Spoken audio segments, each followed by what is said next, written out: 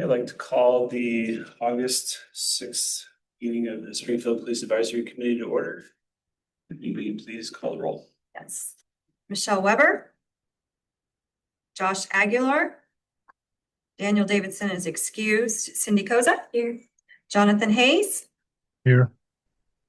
Sephu Balam. Present. Teresa Dillon. Here. Richard Jones. Here. Brett Yancey is excused. Eric Adams. Here. Okay, great. Next item of business, approval of the minutes from our June 6th, 2026 meeting. Has everyone had a chance to review those from the packet? Yes, and I make a motion to approve as written. Okay, can I have a second? I'll second. All right, all those in favor, say aye or raise your hands on the screen. Aye. Sephu. All opposed? Yeah, I'm finding my button to say hi, but I will my voice, if I'm allowed, I'll use my voice. Hi. Okay, very good. Thank you. All right. Yes. Passes approved unanimously. All right, next item, business from the audience. We don't have anybody in person in attendance, and we do not have anybody online in attendance. Okay, very good. Therefore, no committee response. So we'll move on to item number 5, business from Springfield Police Department. Chief Rush. So a few things. So I know I talked probably a few months ago about different positions in the department. We were rearranging a few things. We have 3 lieutenant positions, and because of lower staffing levels at the officer and sergeant level, I hadn't promoted a lieutenant. So Deputy Chief Crawley was doing a lot of extra duties covering the jail and such. And so I did make a promotion recently. We promoted Sergeant Mike Massey to lieutenant, for those of you that know Mike. So he's the lieutenant. And then what we did is we shifted. So Massey now has operations. So everybody that wears the uniform goes out, takes the 911 calls. Lieutenant Myers, who had been in operations for a couple of years, moved over to investigations. So that means that Sergeant Wilson, who was the acting lieutenant, is now a sergeant again. So lots of moving pieces, but it's great to have 3 lieutenants again. We'll update the org chart and get it out on our site and everything pretty soon. But that also meant that we moved Sergeant P. Kirkpatrick, who had been doing like kind of a variety of things, kind of what we typically called like the training sergeant role. He went back to patrol. So he's a patrol like watch commander now. And some of his duties have been reassigned until we can make further changes or do another promotion. The issue that we face right now, I mean, it's a good problem to have. We have a bunch of people in training on what we call FTEP. And so while it feels like we're really short-staffed, we have 7 people right now in FTEP, which I don't know, Dick, if you remember 7 people ever being in FTEP. I mean, that's for an agency our size, it's massive. And that means that I have to have 7 coaches at all times. And so those 7 people count on our books, but they don't count as solo officers yet. They can't go out and take calls by themselves. They're with a coach. So it feels like we are a lot more short-staffed than we are. But they are progressing wonderfully through FTEP. They're all doing great. And so hopefully in the next 2, 3, 4 months, they start to come off on their own. In fact, we do have one officer who she just recently got like basically we just kind of say like cut loose on your own, where you basically can fill your own position, and she's doing great. So we have 2 more in the next month or so, and then kind of 3 more. Yeah, so it's and then we are also in backgrounds. I have 2 lateral officers who are in backgrounds. I just did interviews for new officers, and hopefully we can get another 2. That would put us, if everybody did fantastically and passed probation and everything, which is unlikely because it just doesn't work that way. That would put us with about 3 like sworn officer vacancies, which for us is great. And we would really, it would be very, very helpful to all the folks that are working patrol, because right now with the shortage, they are working like a lot of mandatory 16-hour days, which is just a long time to be out there. So I'm hoping that we can get all that, all of the hiring and everything and all the training done. We have 2 people in backgrounds for detention officers. Hopefully that works out. That would make detention full. And then our records division, I know that I've come here many a time and said, if you know anybody who is interested in working in records, we will probably need to hire 1 or 2 more. We have an individual who is going to leave in August to go take another position, which I think will, she's very excited about it. And I always tell people, I don't get mad when people leave unless it's something that we're doing wrong and then I need to fix it. But if somebody has a wonderful opportunity to take, then I support them and I always tell them that they're welcome to come back. So, but records is it's a hard spot. You sit up there and you at the counter and not everybody's always really happy when they come in. And so sometimes it's kind of not always super fun, but they do a great job. So you'll probably see another posting for a records position coming up. And our records positions are a little unique in the fact that they also take non-emergency calls for service, which is different than in other departments. So they have a lot of responsibilities. So the folks that are there do a great job. We have 2 new people in there right now who are doing well too. So then we had National Night Out on Tuesday, barely, because the smoke held just at the level that we could still hold it. Obviously, Tiffany did a great job. She's out there all day. And then as a reward, she got to sit in the dunk tank for an hour. So that was great, but it did raise several $100s for Special Olympics. So that was awesome. Thank you for being good sport. Thank you. Yeah. For dunking me. Yeah, I know. So when your friends said, you're the chief, you get to dunk her, I said, I'm not doing that because Tiffany was mad at me and I am not, I'm not doing that. My son was more than happy to be the wondered, first. Because then I walked to go do a little bit and then you were already dunked. So I was like, oh, who did it? Oh, yeah, no, he was volunteering. Okay, he gets to do that because yours not. So, but I think it was fun. We did have a couple booths that couldn't make it just because of air quality, but I still think it turned out good. I think the gal who did the face painting, who does a Yeah. fantastic job, That's amazing. she, I can't remember how many she said, but it was like 100 something kids got their face painted in that amount of time. And So, she's very elaborate. yes. Yeah, and she does fantastic. Of course, snow cones are a big hit when it's 100 degrees outside. So, and thanks again, Willamette Lane. Yes. Be out there. Thank you so much. Yeah, hopefully we'll do it again next year. So there was canine demonstrations at National Night Out, and that leads into the fact that we are going to go in September and we go back down and select another canine. We've been running a canine short just because of patrol staffing. So Officer Sullivan, if you know him, Harry Sullivan, yep, he got selected. He'll be the next canine officer, and hopefully we will have a new member of our team in September. And how that works is they get the dog, and then for 6 weeks, the dog and the handler just get to know each other. And then they do their training, and that takes, I can't remember how long that takes, several weeks, 8 weeks or something like that. And they have to pass a bunch of standards and everything before they can be a team and then go out on their own. So probably end of year-ish, you'll start seeing our 4th apprehension dog out. So that'd be awesome. And then there was a case, obviously these are not happy cases, but it's a good, it was the best result that we can hope for. We had a case in 2024. It was a pretty severe child abuse case. Our detectives did a fantastic job working it. It was a lot of stress on them. I can only imagine it was a lot of stress on the jury that had to, because it did go to trial. It was both, the charges were brought against mom and I believe it was stepdad. I don't think it was biological dad, but either way, the charges were brought against, and the mom had made a plea deal. The dad chose to go to trial, and in the end, he got 46 years. So yeah, so it'll be a while. Yeah, and then mom got 15 years. So I mean, those cases are not fun to talk about or anything, but they are really good cases. And when you have victims like that, it's rewarding for the officers to see that they can actually, make a difference so that this child isn't going to experience that anymore. And from the updates that we got during the trial, the child is doing well. Gonna do a lot better, but yeah, you don't see those very often. And so it was very impactful, and they were very happy with the outcome. So, yeah.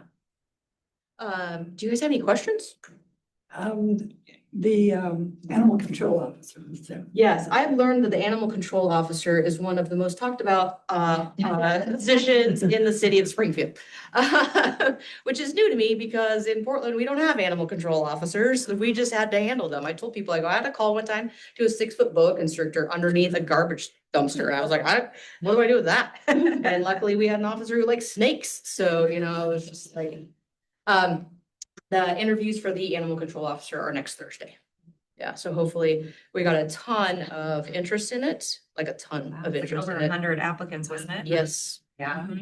Well, they do more than just animals, right? Because I think an animal control officer came out to my office when someone had a heart attack and they brought like an AED. Oh, Oh, just yeah, happened to be they- going by. Yeah, so yeah. it's So kind the- of cool. The yes. animal control Yeah, guy he- had that. That guy is actually one of our CPR first aid instructors. Oh. Yeah. So Yeah. Exactly. That was cool. He does, the animal control vehicle does have an AED, like I That's think all of ours do. Okay. So he just, Yeah, that's awesome. But yeah, so we did get, like I said, a ton of interest in it. A lot of people with prior experience, which would be great, so that you're not like training somebody from the, the very start. But we also had what seemed like really qualified people that just don't have a ton of animal control experience, so we'll see how the interviews turn out. But with that many people and the interviews that we're gonna do, I'm pretty confident that we will find a really great replacement, so. And lucky for us, Brian Austin, who served previously for like 10 years or 13 years or something like that, is still here as an analyst, so we have him to help us teach this person, because like I said, not a lot of officers know how to be animal control officers, so. Yeah, so hopefully by next meeting, we'll have an update on that. Do you get a lot of animal problem calls? We get so many more than I knew about because the animal control was taking it, and then now that we haven't had one for a while, yeah, it's a lot, especially like right now. And the officers can go to these, any officer can go to these, but we had a ton of like animals in cars during these days. And so the officers obviously will go to that if animal control is not available. But there's a ton of like dog at large, meaning there's out and about, or aggressive dog, or dogs in the park. Or goats at large. Yeah, we had the Oh, I goats. saw the post. Did you see that today? on Instagram? Get the goat. Yeah, exactly. I liked that one too. That's pretty good. Yeah, just lots of random, we've got chickens. A pig I've been getting a lot of emails about a pig somewhere in the city right now. Yeah, A very large one. a very large pig. Yeah. And then there's all just different kinds of, like, you can only have so many of each type of animal, and some animals you can't have, and then people find out somebody else has this, and then they call, and then, like, I have a dog who doesn't ever go outside, and if he was left outside, would probably just, I don't even know what, he wouldn't survive for 10 minutes, where other people keep their dogs in the yard. And so then there's a differing opinion on what is good animal care, and they deal with a lot of that. Mhm. Yeah. So. It's a good time. And just as a note, I see Council Weber joined us. Oh, okay. So Councilor Weber. Yes. And thank you, Counselor, for coming to National Night Out. We just talked about it. I'm not sure when you jumped on. Other questions? Any questions from anybody virtual?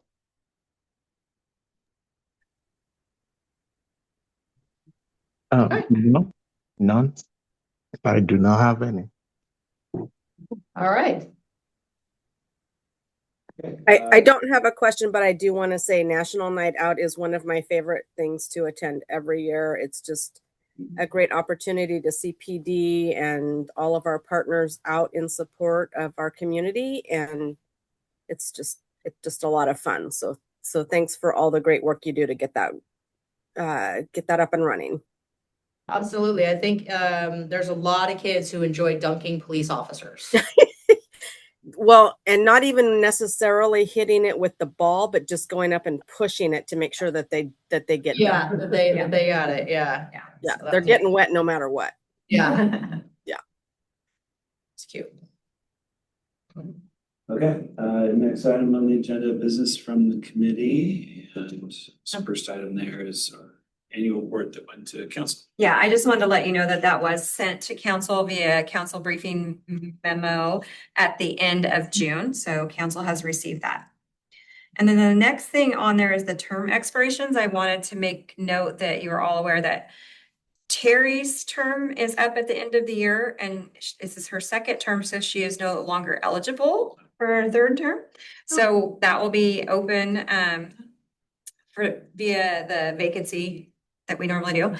And Cindy's term as the community business, yeah, is up, but she is eligible for another term, but doesn't sound like she's gonna. Yeah, I'm not sure. Okay, well, you let me know because Okay. something new when I got the email about the vacancy is if you want to do another term, I can request a direct appointment, which is really neat because they haven't done that before. They've made you interview. Yeah. So I just got the email today. So if you want to do it again, I have to let them know that we can just do a direct appointment. Oh, okay. So I Yeah. don't have to go in front of Yeah. people. And they want me to notify them about the vacancies, I think by the 11th is what my email says. So if you can let me know in the next few days, that'd be awesome. And then the other position that is up at the end of the year is Daniel, and I will give him the same information that I gave Cindy because he's eligible for a second term as well as the faith and community representative. I think we had, or he had self-nominated, or we had nominated him for the chair position next. I have to look at haven't you only done it for a year? Was it just this year?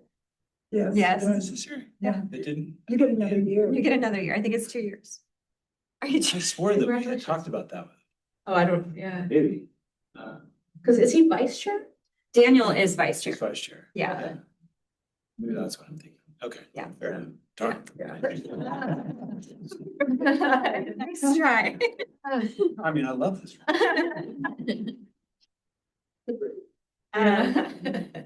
So that's what the term expiration is for. And then for the next part, the jail policy review, you'll notice that I did not print them. Had a few technical issues today all over the building and didn't have time, but I do have them up on the screen. If we need to look at them at all, I can share a screen. Hopefully you guys had a chance to look at them. Let me find them. Let's see. Share this. And the first one we wanted to review is discipline and due process. So I have that on the screen. It is, I think this one is 23 pages long, but it's kind of just like a paragraph per page. Yeah. Well, maybe a little longer here and there. But did anybody have any questions on that jail policy? I had a question about the length of time of the retention. Do you know which section that was? It was further down. When it actually gets past the violations and it starts getting into what their resolution and then the retention of the records. It was it was just confusing to me, and I just was wanting somebody to kind of clarify it, but Noted, not notice. Timeliness or no? keep going. It was at the top of the page, so you'll see it when we get to it there. Okay, I will. That's okay. Love it. But I would had some confusion about what was. I think so. We go, Ross? Yeah. Oh, yeah, because we're it was in this one though, see? Yeah. Fine. Yeah, that's what I was gonna, I can't see my, I'm not in a PDF, I'm in a, Something about 6 years. 6 years, and then there's one that says 3 year. You only keep the adult in custody person's record for 3 years, but it was like, so I was confused, like, are you keeping something? You're keeping them for 6 years if they get disciplined, and then only 3 years if they're not disciplined. They follow whatever the state's record retention law is. Yeah, I'd have to read it. Yeah, so you, like, if you, because I don't remember reading that in this section, although. Sure. yes, it might be down. Again, I think you sped past it, going the other way. There you go. there you go. Yeah, Instant case files will be retained by Springfield Municipal Jail for a period of 6 years for felonies and 3 years for other cases. AIC case files retained in the jail records will be kept for a period of 3 years. Yeah, that makes so you're keeping the case, the incident for 6 years, but the adult in custody person's files are only retained for 3 years. So I was kind of confused by Yeah, me how too. that would So work. AI cases, my guess is we have Oh, to keep it. incident. Yeah, So so, that would be like a police report. right, so the AI case files are retained, But the incident case files have to be retained longer. And so my guess would also be, because sometimes we'll err to be more cautious, is that if we have a case that's being held for 6 years, then we'll also hold the AIC case files for 6 years. That's how I read it. So if there's nothing, AIC case files retained in jail records will be kept for 3 years, right? Nothing. But if it's a felony or a misdemeanor, then we keep them. According to that. Yep. Yeah. And then the only other question that I had too, and this was just for clarification also, was sometimes it refers to the jail commander and then other times it refers to the jail lieutenant, and those are really like the same person. Is that right? Just Yeah. different titles. Yeah, I must not have caught all the Yeah. commander language when I was redoing these. Yeah. And that's in this one as well. Okay. It talks about that. We can go through and clean that up. But they are the same position. Would the jail commander refer more to someone like if you're having an incident where you use an incident command, where you may have somebody acting in capacity, they may not actually be a lieutenant, but they're in command of they're the contact for the jail for a major incident? Could that be why that language was put in there? It used to historically, we had a commander over the jail, and then it changed to a lieutenant. I think at one point it was called something else. So yeah, right now we are still trying to look at like what we want to call that position that's above the sergeants, whether it's commander, because right now it's not a lieutenant. And then once we do that, we'll have to go in and update it to make sure it matches in all of the policies.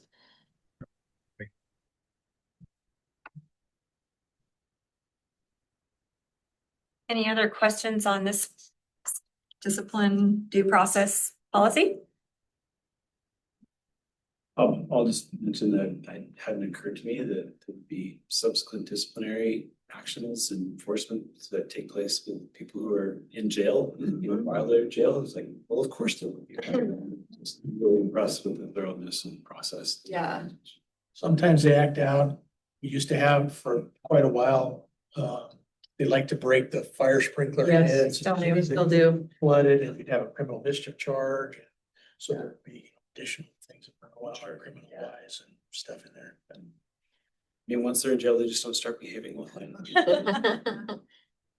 Okay, the next one we had on the list is emergency plans. We don't want any of these to happen. I was impressed that you already have a location picked Oh, you have to. to where they go. I mean, Yeah. that was already planned. And This like the accreditation process, this was a big thing in there, like we had all the maps and where they're gonna go and what if it's this Their and routes. right. the different- What if LPD the fire's buses will here? Yeah, transport them and, Mhm. yeah, you Yeah. already have places for them to yeah. go to away off the property. Yes, we have actual plans with maps and designated locations. Yeah. That was a question I had, was how does that coordination work, like LTD and National Guard? Like if you need to book them for transportation. We would call LTD and I'm sure they would just send over buses at our request. Obviously, we'd probably have to pay a bill at some point. Yeah. And then it would require, because we don't have enough jail staff to like secure everything. So then it's gonna require pull and patrol That's it. staff to come do that, or command staff, or whomever you can find at that point. And so like, let's say we had like a fire or something in the jail and we needed to move everybody, it would deplete all of our resources pretty quickly, and then we'd just start calling people in too. Because if you got people on buses, we gotta secure the bus, and so. And something like that, I'm sure Lane County would send Yeah. people over to help. Yeah, we would call other folks too for help, for sure. Sheriff's office. Yeah. Yeah, and they may have like, depending on if we thought it was like gonna last a long time, we would have to work with them on like a place over there that we could take folks, yeah. But I'm crossing my fingers if we don't have to do any of that.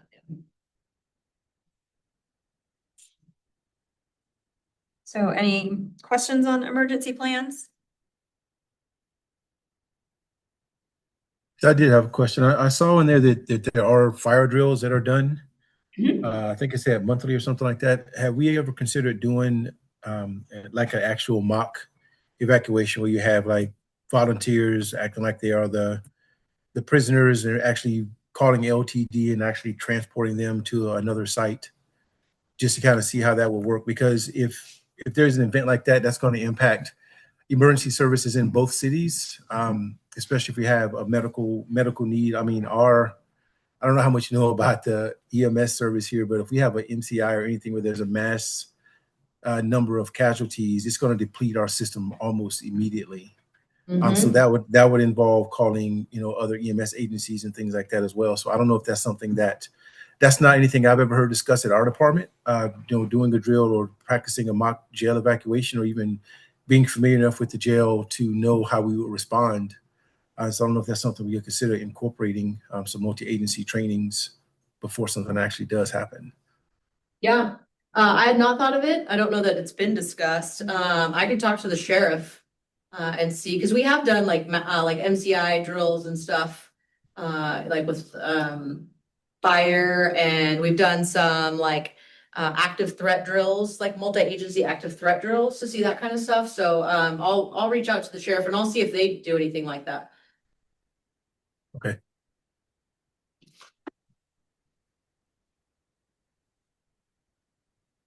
Any other questions?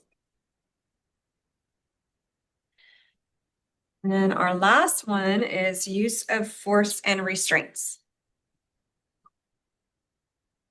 This was the shortest one.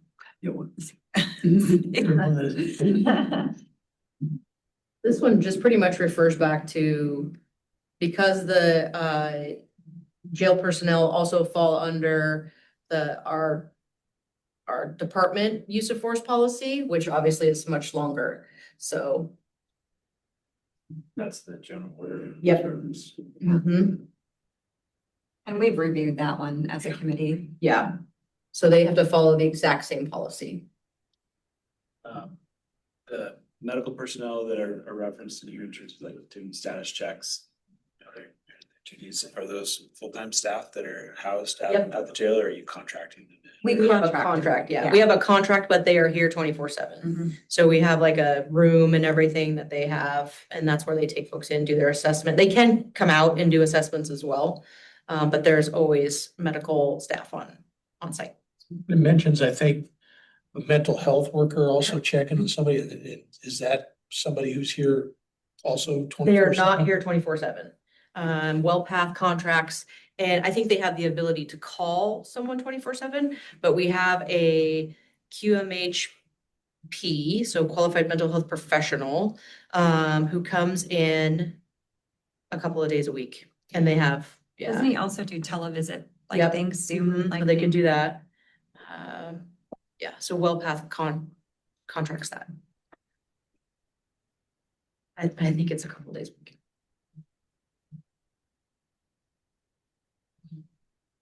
One thing I was gonna ask too, just for reviewing these as we go forward, is there an acronym list in the document? Yeah, I see. Like, no, that's Yeah. not what that. I think in the actual whole jail policy 420 page at the beginning, I think that they're all the first time they're ever said in the manual, yeah. So since we're doing it piece by piece, it's probably a little confusing. Oh, yeah. Yeah. Check. But that is, because, so that's an adult in custody. When you speak jail language, when you speak like police language, that's acting in capacity. Yeah. Yeah, so, Yeah. but yeah, if you're ever reading any of these and like ahead of time or whatever, just email Tiffany or I or whatever, like, hey, what does this mean? Yeah. And we can get it to you. And I'll try to be like more aware of, oh wait, this might be confusing. Yeah.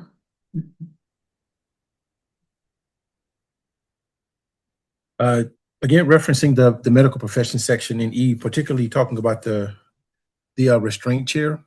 It says that the individual will be monitored like every 15 minutes. Do you know if the staff uses equipment like a Zoll monitor, which will have a pulse ox and a heart monitor, so that we don't have to expose the medical professionals to if this person is really combative, bringing somebody in every 15 minutes, that's just opportunities for something bad to happen. But if they're using like a Zoll monitor, once they put the electrodes on and put the pulse ox on, then they can see that information without having to actually go in and like listen to lung sounds. They can see the data off of the machine, which would be a little bit safer for I folks will coming check, in. Jonathan. I know also that in our restraint chair, they stay in like in our monitoring room so that they're right there where the booking officers and stuff are, but I will check and see if they also use a machine. Okay. I was just saying, I mean, I know you have to go in and have to move them to let them exercise, but a lot of the data you could gain from across the room if you had like a heart monitor or a pulse ox. I mean, if they're just flailing all about, it might not work. But if it's somebody that's relatively calm, that will give you a lot of information. Particularly, you mentioned them forming a blood clot or having a deep vein thrombosis. You'd be able to see that if you had them connected to a Zoll monitor or some other type of cardiac monitoring device, and you know pretty early on if something's going on. Also, if someone's going into a restraint chair, I think it might be a good idea, and I don't know if they do this or not, but have their medical records or like their history available for the professional right away so that they will know, okay, this person does have an underlying heart condition. They're more likely to have a problem with a clot or some other medical issue before they go into that chair, or just have it handy for them to access. I don't know if that's part of the procedure or not. Yeah, it is. The medical staff have the ability to look that up right away. They have like a portable cart that they take and stuff with them, so they have access to Awesome. that. But I will Okay. check on if they use any type of pulse ox monitoring. Okay, thank you. Yeah. Any other questions on use of force and restraints? Oh, I'm sorry. Go ahead. Go ahead. Well, I was just going to say, it also said in section I of the restraint chair, if the AIC remains in restraint chair for 2 hours, a doctor must be consulted. And consideration may be given to a pharmacological intervention and hospitalization. If somebody's really, I've worked in a prison in the past, and when we've used those restraint chairs, some of those individuals can be quite lively and combative. Is there an opportunity for them to use chemical sedation prior to the 2 hour mark? If the person's just flailing about and because they could hurt themselves or hurt other people pretty easily if they're really wound up. And there's several medications that we give in the field. I don't know if they should be available there at the jail too. I'm not sure. But Yeah. I don't know if there's language somewhere where that can be administered prior to the 2 hour mark. Yeah, they could do that at any time if they felt that was a safer option than the restraint Okay. chair. But if they're in there for 2 hours, then they have to follow that Yeah. and then make those considerations on, is it better to use a different option? Okay. I'm sorry. I'm just not familiar with the other policy that would reference that. So I just thought I would. Yeah, no, that's fine. You can ask as many questions as you want. But yeah, that's definitely, it doesn't prohibit them from doing something else. Copy. Thank you. Yeah. I will tell you that the vast majority of the restraint chair uses that we have are for blood draw warrants for intoxicated people who are not cooperative. So they're only in it for a short amount of time while the nursing staff can draw the blood. That's the overwhelming majority of ours. We do every once in a while have someone who stays in for longer, but it's very rare that it's a length of time. Okay.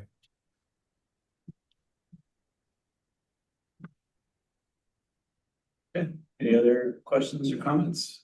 Those? Okay, seeing none, we'll move on to member information share. We'll start with Councilor Weber.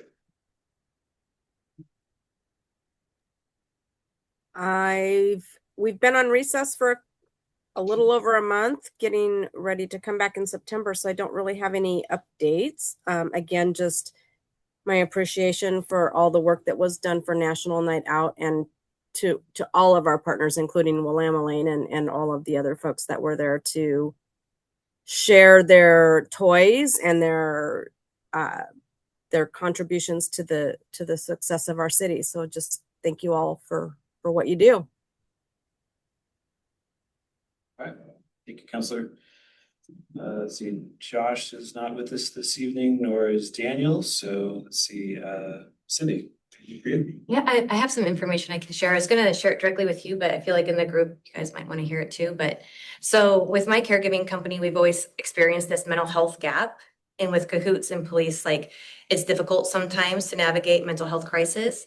So for the last year and a half, I've been trying to license my downtown office as a mental health clinic just for adults with developmental disabilities, higher risk, kind of more difficult to reason with and de-escalate in some situations. And after a year and a half of going through the whole process, getting approved by Oregon Health Authority and everybody, Trillium ended up denying us because they said literally in their letter that there's not a need for more behavioral health and mental health providers in Lane County. And so when you hear about like, cahoots and all these, there's a bigger systemic problem. And I just thought I'd share that because it never crossed my mind that Trillium would ever say that or deny that. So, Wow. yeah, So can you appeal that or? they denied my appeal. Oh, my word. Yeah, with an attorney and everything. So what regulatory or? There's other nothing- role is Trillium playing in that process? So like I got licensed by the state, Medicaid, like I said, Oregon Health Authority that came out, licensed the whole place. But for me to get paid, I have to have a contract with Trillium, right? And so, but Trillium is saying that they don't have a need for more mental health and behavioral health providers, which is crazy because I have a wait list of over 40, just like in our one agency. And I think this population that I work with, and I could be wrong, probably overutilizes emergency services than other populations. And so I really thought this would help kind of fix that gap because there was going to be a walk-in crisis. There was going to be like people could go out to homes. But yeah, so Trillium denied it. So anyways, I just thought I'd share that as we like hear about the mental health gaps in the system. So it's kind of unfortunate. That is weird. Yeah. So you have no other alternatives to do They said reapply in a year. that? Yeah. Crazy. Oh, my gosh. Yeah. Anyways, that was all the news I had. It's unfortunate. Made your efforts. That's. Yeah. It's a lot. Yeah. Okay. Jonathan, anything you'd like to share? I know we probably all heard about the potential that our fire departments, the cities are going to be separating. Hopefully that doesn't happen. I think that they're back in the talks. So I just wanted to let everybody here know that as far as the boots on the ground people, I mean, our service remains high. Nothing has changed within our department while we're trying to hash all that out. And hopefully that we'll be able to find a resolution so we can continue to provide, good service to everybody. But just want to kind of put everybody's mind at ease that we still have the same staff and crew that were on before this announcement were made. And so hopefully we can come to a resolution with that. I hope so too. Yeah, absolutely. Seth, you're next. Anything you'd like to share?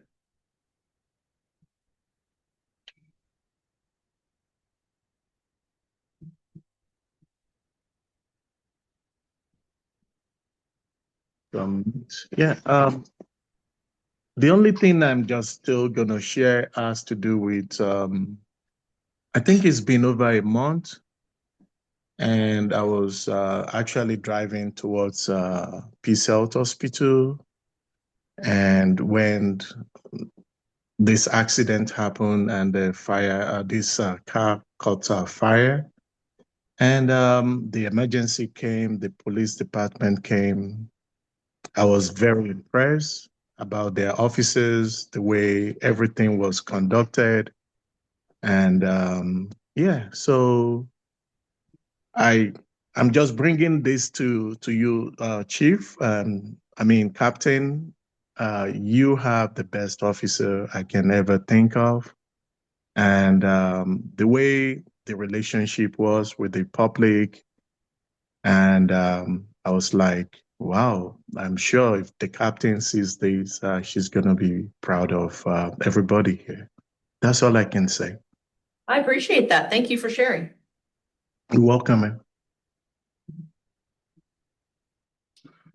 Terry, anything for you? Yeah, I'm on a few other boards and volunteer positions, and one of them is patient pet advocates, where we take in animals where their parent has either passed or can no longer physically handle them. And we're having the biggest yard sale of, it's our main fundraiser. Oh, this Saturday, so there's usually some pretty cool things. Where's it at? Thank you. It's on G Street, it's the right across from Two Rivers. Okay. Oh, community Yeah, Catholic yeah, services. yeah. Yeah, Yeah. Services. Yeah. Every month there. yeah. Mhm. They've got a big lot. Yeah. Do you have like a flyer or anything? We can put it out. Yeah, I'll bring one by. Okay. Yeah, thanks. All right, Dick. I don't have anything like from the community, but it's been good, kind of a personal observation, seeing the news articles and things that have been out. Appreciate getting the press releases that you're sending out from everybody that's George and whoever Yeah. put them out here. But, like the hit and run accident one, and then this recently with the goats and then the Burglary. burglary guy Yeah. hitting all the businesses and stuff. That was quite the case and stuff. So anyway, it's good to see those. I think it's nice to have those out there too, because they seem to translate, I see later into news stories on our local news channels, and they're usually, kind of more positive light about the service that people are getting from the police department. So need to kind of encourage the press releases and stuff for different kinds of things that are going on. I never see anything about anything like Chet anymore. We're working on a case right now, that hopefully will have something. Yeah. Yeah. It's kind of nice sometimes to see that, Chet was used. I Yeah, was out. from that hit and run, actually. Oh, Yeah. good, good. Kind of help with a replacement bicycle and a trailer and stuff. Yeah, for that yeah, guy. we're That was trying. Awesome. I was at a car show out in Coburg. And I noticed that they sent out, I think, the chief of police put in a little flyer in our little bag, and the mayor put in something from Coburg, welcome to the show and stuff. But they also put in a thing talking about their Chet program. So Oh, they named, they named it the Chet program. really? Yeah. What does Chet stand? well, so It's the, a person's name. yes, Oh. That the, was actually a person who donated a bunch of money to help several years ago. veteran victims years ago, and in Chester, I can't remember his last name at the moment, but he started it, and so we named it and used the acronym Community Helping something, I don't remember Yeah. exactly what it was, but so it's interesting that they stole our, we should Yeah. have trademarked it. I know. I'm gonna have to get them on the cover and hey, you gotta What's up change with it. that? Yeah. Nice, it'll go national now. Yeah. Yeah. Exactly. Yeah. Better trademark But it. I thought that was great to see. I mean, I was kind of proud to see that they were like, trying to get people to maybe donate to their Chet program, but it was the same type of Wow. Yeah. thing as what we have here, because that is a really good program, but you never see anything when it gets used.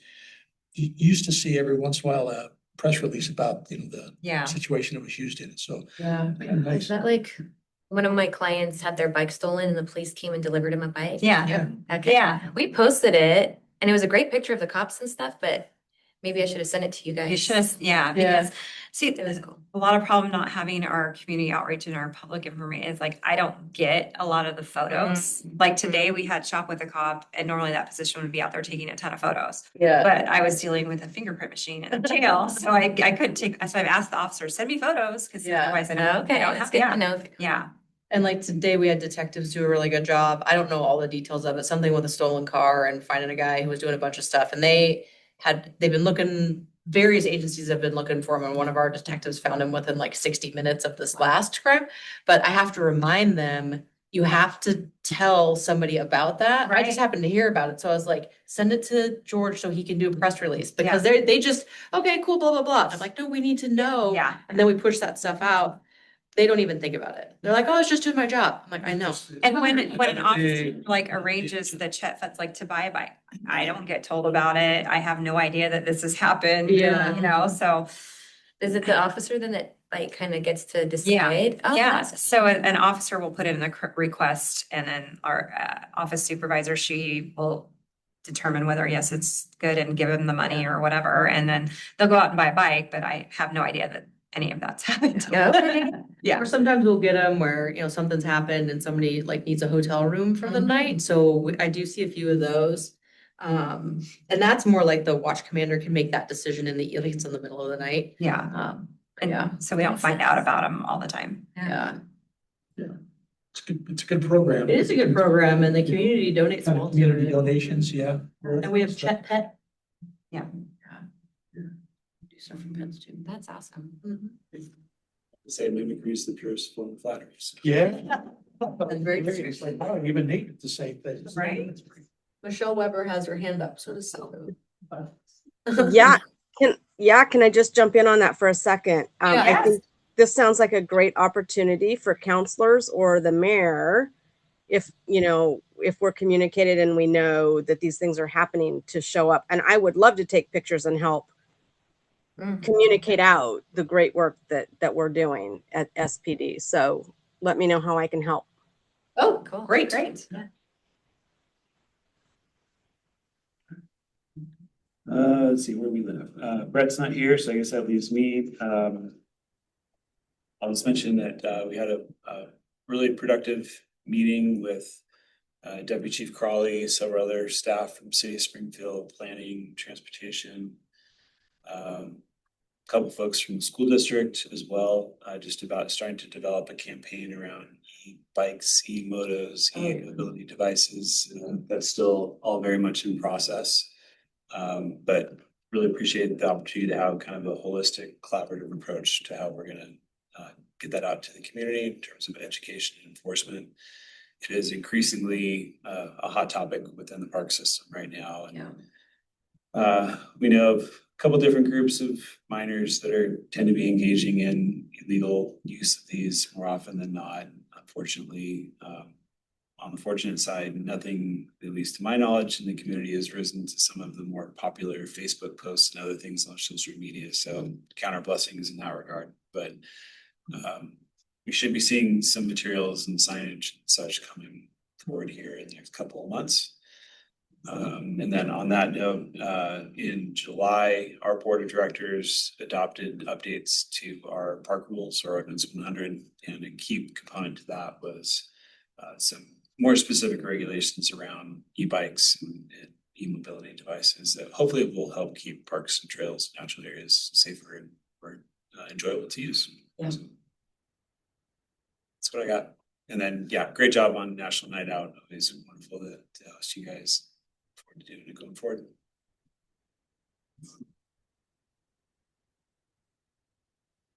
So if there's anything else, I think that brings us to the end of the meeting. So, We will adjourn at 6:47. Thanks, everyone. thank you. Thank you.